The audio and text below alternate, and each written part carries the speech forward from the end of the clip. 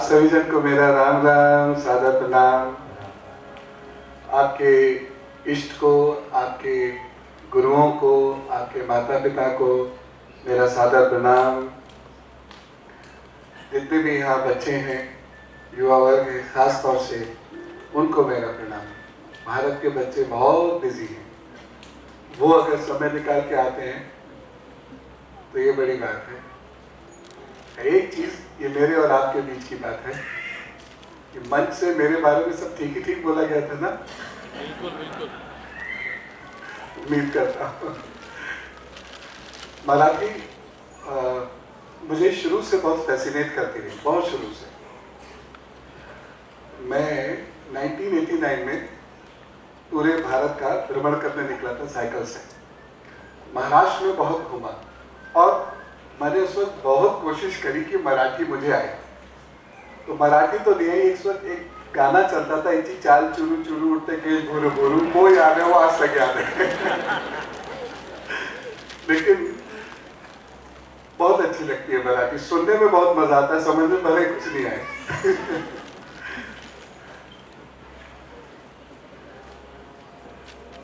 जो हम लोग आज बातचीत करेंगे वो बहुत महत्वपूर्ण है। मेरे जीवन का उद्देश्य वही है और मुझे लगता है देश की सबसे बड़ी जरूरत यदि कुछ है तो वो बच्चों को पालना। देश पीढ़ियों से चलता है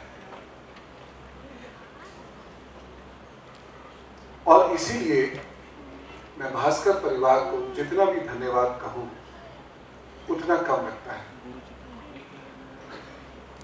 ये एक बहुत बड़ा अभियान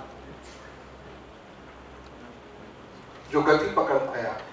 मैं तो छोटा सा आदमी, कितनी सी कोशिश करता, आप लोगों से शायद कभी मुलाकात नहीं हो पाती, लेकिन भास्कर परिवार का जो सहयोग मिला और इस समय में भी जहां ज्यादातर लोग क्रिकेट या एंटरटेनमेंट की बात करते हैं, उस समय में जहां सब कुछ पॉइंट्स और बिजनेस और टीआरपीज पर चीजें चलती हैं, उस समय में यदि कोई अखबार ये सोचे कि लोगों का भला कैसे हो सकता है, परिवारों का भला कैसे हो सकता है, देश का भला कैसे हो सकता है, तो ये बहुत बड़ी बात है, ये बहुत बड़ी सोच है।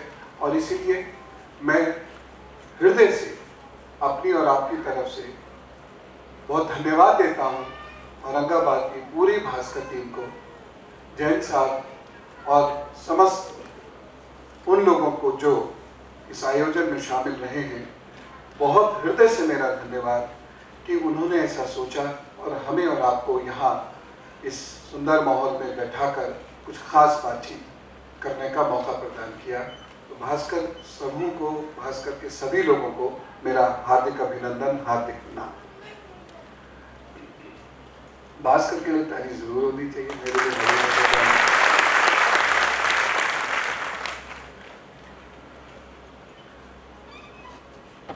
पेरेंटिंग की बात है।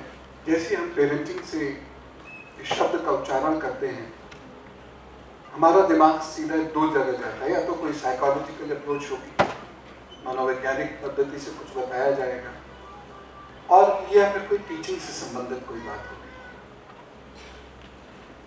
मैं टीचिंग के बारे में, उसके न्यूयसा के बारे में बहुत ज़्यादा नहीं जानता, साइकोलॉजी के बारे में बहुत ज़्यादा नहीं जानता।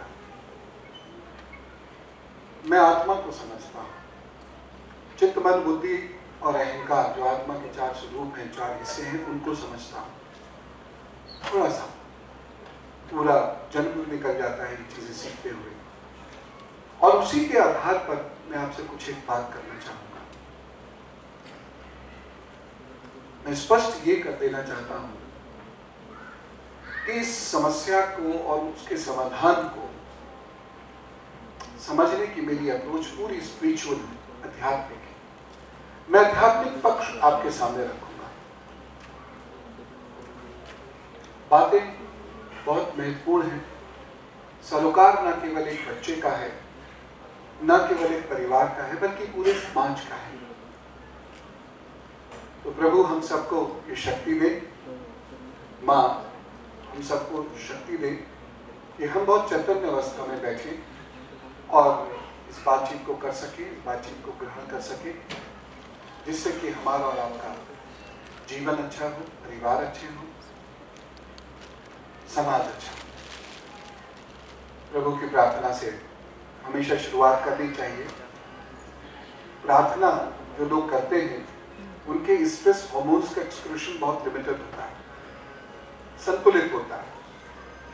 इसलिए हर स्कूल में, मैं भारतीय पद्धतियों में तो युगों से ऐसा है, हजारों वर्षों से ऐसा है, लेकिन पाश्चात्य पद्धति में भी आप देखिए, क्रिश्चियन सिस्टम्स में भी देखिए, मॉन्टेसरी सिस्टम जो शुरू हुआ था 18th सेंचुरी में, उसमें भी आप देखिए हर जगह प्रार्थना का एक सिस्टम डेवलप किया गया। कॉकाडोरिया यूनिवर्सिटी और ड्यूक यूनिवर्सिटीज में इस पर बड़े जबरदस्त शोध हुए, लोरी पर और प्रार्थना पर। ये क्यों? और उन शोधों का परिणाम ये निकला कि जो भी कार्य प्रार्थना से शुरू किया जाता है, चाहे कोई भी धर्म मजहब हो, जो भी कार्य प्रार्थना से शुरू किया जाता है, हर जगह आप देखिएगा कि सारे ही कार्य प्रार्थना से शुरू किए जाते हैं। चाहे आप अवस्था देख लीजिए, चाहे आप इस्लाम देख लीजिए, हिंदुज्म, जोरास्ट्रियनिज्म, कन्फ्यूशनिज्म, क्रिश्चियनिटी, कहीं भी देख लीजिए, सब कुछ प्रेयर से शुरू होता है, क्योंकि सेरोटोनिन, कॉर्टिसोल और नॉरएपिनेफ्राइन हार्मोन्स बैलेंस हो जाते हैं इमीडिएटली। इसलिए घर में भी आदत डालें कि हम अपना दिन प्रार्थना से प्रारंभ करें, और बच्चा जब पढ़ने बैठे